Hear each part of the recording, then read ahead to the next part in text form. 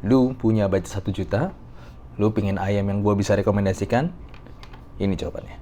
Jadi, halo dan selamat datang di Aftersound Review, dan ini adalah review gue untuk ayam yang rasanya gue paling gampang rekomendasiin di budget sekitar 1 jutaan aja.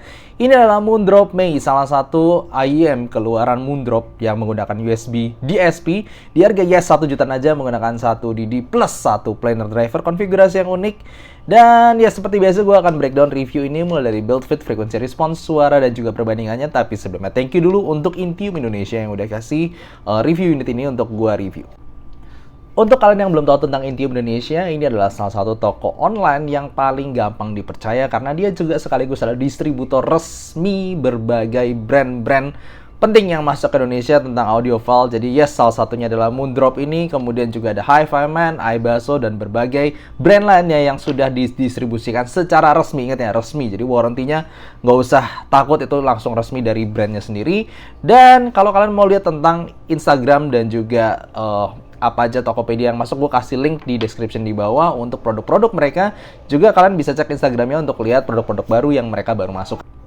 Untuk build quality-nya sebenarnya sangat mengingatkan sama Moondrop Variations, terutama di bagian body dan housing-nya ini. Terutama bagian yang menempel ke kuping sini, bukannya yang faceplate-nya. Faceplate-nya kayaknya pakai bahan plastik aja sih, jadi nggak terlalu spesial. Tapi bodinya ini yang gue suka, seperti Hexa ataupun Moondrop Variations ini menggunakan bahan resin, tapi secara tekstur dan juga warna dia kayak semacam smoky gray, translucent, tapi semacam ada blurnya gitu. Jadi nggak benar-benar nerawang masuk ke dalam, tapi masih kelihatan ada bagian yang tembus pandang. Buat gue tuh premium dan kelihatannya keren. Lalu kemudian yes, nozzle-nya cukup besar, dan kalau kalian pernah lihat review, tutorial cara pakai ear tips kemarin yang gue bilang, memang ini mungkin agak susah untuk pakai ear tips bawaannya, tapi bukannya mustahil, bisa. Cuman gue sarankan mungkin kalau lu punya ear tips yang secara nozzle lebih besar seperti Spinfit CP145 mungkin lebih gampang dipakai.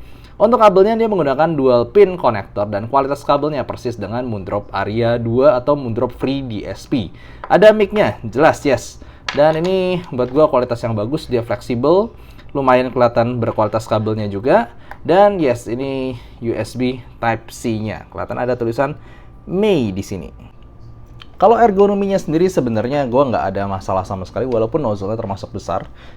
Jadi ketika gue pakai begini, udah ini nyaman. Simply gue bisa pakai seharian, dan juga untuk ear gate-nya juga stabil. Kayak gini, gue gerak-gerakin kepala itu nggak gampang jatuh. Dan kabelnya juga non-microphonics dan cukup fleksibel ya. Simply gue bisa pakai lama tanpa protes sama sekali. Mau nggak mau, kalau kita bahas tentang Moondrop yang punya DSP semacam ini, terutama di jack-nya kan udah bukan 3.5 atau 4.4 gitu, bukan jack biasa. Ini punya keunggulan di aplikasinya, yaitu Moondrop Click 2.0, di mana lu juga mendapatkan preset beberapa tipe suara yang lu bisa setting di Moondrop Mei ini, dan itu ke save. Jadi setelah lu setting, masukin Moondrop DSP ini, lalu lu buka Moondrop Click tuh, kalian pilih preset untuk suaranya, mau yang bass head mungkin, atau mau yang netral, atau mau yang standar aja, nggak ada aneh-aneh. Itu bakal ke save, jadi ketika kalian ganti device, itu bakal tetap suara yang sama yang dikehendaki secara EQ-nya. Dan kalau kalian pakai equalizer manualnya, itu juga ada, dan yes, itu juga ke save di Moondrop DSP ini melalui Moondrop Click. Jadi itu merupakan fitur yang buat gue cukup bagus. Tapi gue harus ngomong, ada minusnya, dimana gue ngerasa secara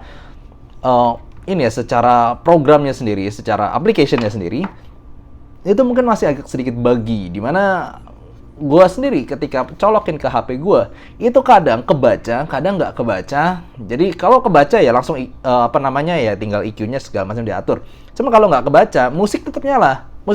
Itu nggak bakal lu pakai Spotify, mau Apple Music segala macam, mau pakai UApp, itu tetap kebaca. Jadi USB-nya ini, tapi somehow di Moondrop Click 2.0-nya nggak kebaca. Jadi lu nggak bisa ngatur EQ-nya. Itu yang buat gue sedikit minusnya. Kayaknya belum stabil secara software-nya. Dan ini terjadi bukan cuma di gue, karena gue pikir pertama is it just me, lalu gue cek di Headfi, di beberapa teman gue juga yang menggunakan Moondrop Mei, taunya itu ada permasalahan yang serupa. Jadi mungkin kalau kalian nggak bisa connect ke Moondrop Mei di aplikasi Moondrop Click 2.0-nya, itu ada sesuatu yang agak wajar untuk sekarang ya. Gue berharap mungkin nanti ada software update lah ya untuk si Moondrop Click 2.0. Tapi untungnya, walaupun tanpa software Moondrop Click, tuningan dan suara dari si Moondrop Mei ini udah cukup bagus. Oke, bahas suara dari si Moondrop Mei ini. Gue tunjukin di sini ada beberapa preset yang gue udah coba-coba dan yes, it does work dan itu merubah suaranya. Lu mau bassnya memang jadi gede banget. Yang netral itu bener-bener bisa dibikin kayak bassnya flat gitu. Cuman kalau kita bahas secara standar alias non EQ, non preset ataupun simply lu ganti kabel nih ya, lu ganti kabel lalu dicolok yang 3.5 single ended, itu suaranya persis dengan yang standar itu. Jadi emang standar version itu nggak di EQ, nggak diapa-apain. Ini bisa dikategorikan sebagai IEM yang mengikuti VSDF standarnya Moondrop sendiri. Kalau ngikutin IF Neutral 2023 ya kategorinya sebagai Neutral with Bass Boost, dimana vocal balancingnya dari upper mid dan low midnya itu cukup seperti DF neutral atau IF neutral pada umumnya, memang sedikit tinggi di upper mid range, dan bassnya itu cukup berbobot, cukup banyak secara kuantitas. Lalu juga punya khas di area treble yang cukup rolled off dan smooth. Pasti ada yang nanya juga sebelum gue bahas lebih lanjut ya, Bang kalau pakai kabel biasa gimana? Yes, tuningannya gue udah ukur juga. Jadi lu mau pakai DSP yang standar dengan tuningan lu pakai kabel 3,5 biasa, itu bakal tuningannya sama. Bang kalau misalnya udah ke save preset di sini lalu ganti kabel jadi pakai jack yang 3.5 atau 4.4 jack biasa gitu, apakah presetnya ke save? Enggak, karena DSP-nya di sini. Jadi bukan di drivernya di sini ya, di USB DAC DSP-nya itu di sini. Lalu kemudian kalau pakai balance apakah ada peningkatan yang terasa? Buat gue jawabannya juga adalah yes. Gue udah coba pakai kabel balance dan jelas di sini ada berasa suaranya lebih fokus. Kalau gue boleh jujur, beberapa kali gue malah lebih suka Moondrop May ini menggunakan kabel yang pakai balance. Sekali lagi, bukan kabel balance yang bikin bagus, tapi device-nya itu rata-rata emang punya zaman sekarang itu device dengan balance itu somehow lebih bagus di balance-nya gitu ya. Dan pakai balance cable di sini buat gue punya kasih suara yang lebih fokus, bassnya lebih tight, dan treble yang lebih open lagi. Jadi mungkin kalau kalian punya koleksi dengan kabel balance ya cobain lah itu. Bahkan gue bisa bilang recommended pakai itu kalau lu nggak mau colok ke Moondrop ke HP lu ya. Gue nggak mau terlalu banyak ngomong soal bassnya karena ini simple. Dia bassnya cukup besar, cukup nampol, tapi bukan yang bass head banget, bukan yang sub bassy banget, atau bukan yang cepet-cepet banget. Jadi dia nggak specialized tipe bassnya. Tapi gue dengerin apa aja, itu fun, asik, selalu nampol, selalu berbobot, dan nggak aneh-aneh. Nah, vokalnya ini menarik nih, karena dia dibandingkan sama planar-planar lain yang gue coba, kayak sebutlah Timeless, ataupun S12 ataupun beberapa planar lainnya yang tuningannya a bit too bright. Di sini salah satu planar dengan vokal tersmooth yang gue pernah coba. Jadi dia walaupun maju secara positioning upper mid range dia itu main maju, jadi memang lebih somehow buat gue, dan ditambah sensasi planarnya ini gue ngerasa lebih cocok untuk vokalan cewek yang nyantai. Cuman dia kayak menukik gitu loh. Jadi kayak naik dari 1,5, 2, lalu kemudian 3 kHz lalu menukik langsung. Treble-nya itu nggak terlalu rolled off-nya linear, tapi dia agak menukik sedikit. Jadi memang atasnya smooth. Jadi kayak lu dapetin vokal atas yang maju, jadi vokal cewek terutama maju, tapi smooth. Itu nggak bakal berasa terlalu sibilance ataupun terlalu sampai shouty tergantung lagunya sih sebenarnya. Karena 3 kHz-nya lumayan banyak, cuman menukiknya itu loh, itu memberikan sensasi smoothing yang lumayan berasa di vokal atas ataupun genjrengan gitar listrik ataupun beberapa nada yang piano di oktav atas itu bisa agak a bit smoothing. Tapi at least gue bisa ngomong di sini, untungnya sensasi planar dan tipe suara yang smooth tadi ini buat gue cocok buat berbagai banyak lagu. Itu tetap berasa clearnya, berasa jelasnya, berasa bening ala planarnya. Cuman dia tidak sampai nyakitin ataupun dia nggak sampai terlalu tipis gimana-gimana. Simplinya ya buat vokalan oke. Nah, tapi untuk pecinta-pecinta planar yang suka resolusi di treble yang extended dari kayak S12, Timeless, dan juga beberapa planar lainnya, sayangnya di sini planarnya ini juga yang mungkin salah satu yang paling rolled off di area treble area. Ini bikin treble-nya itu agak kurang di frekuensi tertingginya. Sebenarnya kalau denger simbal tuh masih oke, cuman simbalnya bukan yang cers, gemercik, gemerlang banget, itu enggak. Dia sekali lagi a bit smooth, karena tadi ya menukiknya tuh di sekitar vokal atas lalu langsung menukik turun gitu loh secara frekuensi, bikin treble-nya itu smooth. Yes, ini nggak bakal bikin sampai dark, sampai gelap, sampai mendem, oh nggak. Cuman memang kalau sebutlah gue kan suka orang yang suka treble, I love treble gitu. Gue bahkan lebih mengasosiasikan diri dengan treble head dibanding bass head.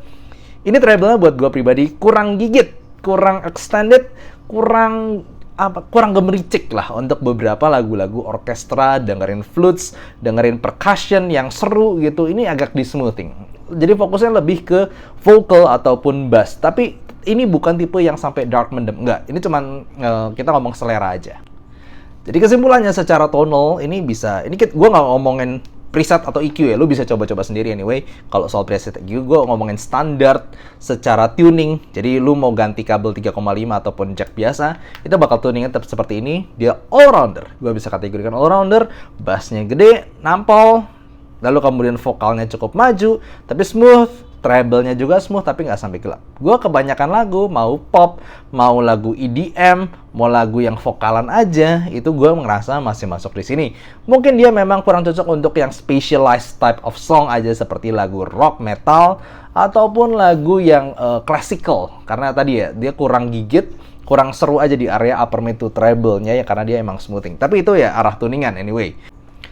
Nah, untuk teknikalnya juga bagus. Gue ngerasa secara overall detail and transient, dia bikin vokalnya itu terutama berasa clear, jelas. Nada-nadanya itu berasa jelas banget dan recovery speednya bagus. Transientnya, jadi lu dengerin vokal itu nada-nadanya clear tapi tidak sampai nyakitin. Lalu kemudian detail juga dapat, ditambah dia punya sensasi bass yang cukup megah juga. Dan ini bikin sensasi 3D-nya itu lumayan berasa. Mungkin sedikit kurang di sensasi level height-nya aja, karena memang treble-nya bukan tipe treble yang extended dan open banget di atas sana. Nah, masuk ke perbandingan nih. Kemarin banyak banget yang nanyain gimana Moondrop May dibandingkan dengan saudaranya sendiri, yaitu Moondrop Aria 2. Nah, Moondrop Aria 2 sama Moondrop May ini buat gue secara overall resolusi dan detail, ini kayak di level yang sama gitu. Si Moondrop Aria 2 tapi lebih natural. Memang harganya lebih mahal juga. Tanpa fungsi DSP, si Moondrop Aria 2 lebih mahal di 1,4 juta. Ini kan 1 jutaan aja. Tapi secara level technical, on the same level. Cuman kalau kita ngomongin tuning, nah ini yang bikin berbeda. Di sini lebih energik, lebih fun, dan juga tapi di saat yang bersamaan lebih smooth di bagian treble. Sementara untuk Moondrop Aria 2, itu jelas karena dia menggunakan single dynamic driver juga. Buat gue tetap lebih natural. Vokalnya itu buat gue tetap salah satu pilihan terbaik sih di harga 1,4 juta. Yang menurut gue paling natural. Sekali lagi, bukan yang paling smooth, bukan yang paling sweet. Tapi kayak secara naturalitas vokal manusia gitu, gue masih suka banget sama Moondrop Aria 2. Dan treble-nya somehow bisa lebih ngegigit dibandingkan si Moondrop May ini. Jadi kalau ditanya, sebenarnya level teknikal sama. Kalau kita ngomong value, ya jelas bagusan Moondrop May ini. Tapi kalau suka, itu tergantung kalian. Kalau preferensi gue masih lebih suka Moondrop Aria 2, simply karena dia lebih natural aja. Dan tuningannya itu sebenarnya lebih netral. Mungkin a bit more boring, karena bassnya nggak segede ini. Tapi karena gue suka naturalnya single DD ya. Dan treble yang lebih gigit ya, somehow gue lebih condong ke Moondrop Aria 2 itu. Walaupun dua-duanya buat gue a bit too smooth di area treble ya. Tapi overall, both of them are really good. Cuman kalau kita ngomongin value, ya ini karena lebih murah 400.000 gitu, lo dapat DSP, bandingnya ala planner juga tetap dapat. Lalu gimana dibandingkan dengan IEM lain seperti Kayvan Klanar ini? Kan harganya juga 1 jutaan juga, cuman dia menggunakan satu planar driver. Dan tuningannya sama-sama bisa dibilang neutral with bass boost. Nah, gue nggak bandingkan sama yang 1 jutaan lainnya, simply karena gue nggak ngerasa ada yang kepikiran sekarang yang bisa jadi worth rival dari si Moondrop May ini. It's just that good, really good. Sehingga gue harus bandingin sama yang levelnya 1,5 jutaan. Kalau dibandingkan Kayvan Klanar, nah ini yang menarik adalah secara tekstur bass, dua-duanya itu seperti sama-sama ada sensasi empuk, sensasi agak pillowy, sensasi nonjoknya tuh nggak terlalu duk gitu loh. Tapi di Kayvan Klanar somehow lebih berasa. Jadi tekstur bassnya gue sedikit lebih suka di Moondrop May ini. Tapi vokalnya itu gue harus ngomong dua-duanya sama-sama punya planar yang sangat smooth di area vokal, dan treble-nya sama-sama tidak terlalu extended. Tapi lebih open, lebih gigit lagi itu sebenarnya masih di Kayvan Klanar. Jadi ya secara overall Kayvan Klanar ini lebih tipe yang overall masih lebih ada properti planar pada umumnya, ngegigit sama treble extensionnya tadi. Tapi Moondrop May ini dia punya bass yang lebih natural, lebih berbobot, dan juga vokal yang lebih smooth.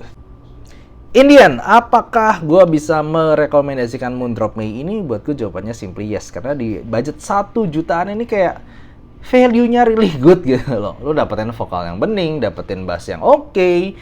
lalu juga dapetin USB DSP seperti ini, dan kalau diganti kabelnya juga tetap bagus. Jadi kayak gue nggak terlalu menemukan kelemahan yang parah dari IM ini. Simply easy to recommend, dan apalagi zaman sekarang gue tahu banyak yang malas juga pakai USB DAC segala macam. Langsung mau colok aja lah ya. This is the answer, lu udah dapetin semua itu, mic-nya juga oke lah segala macam ya, lengkap di harga 1 juta.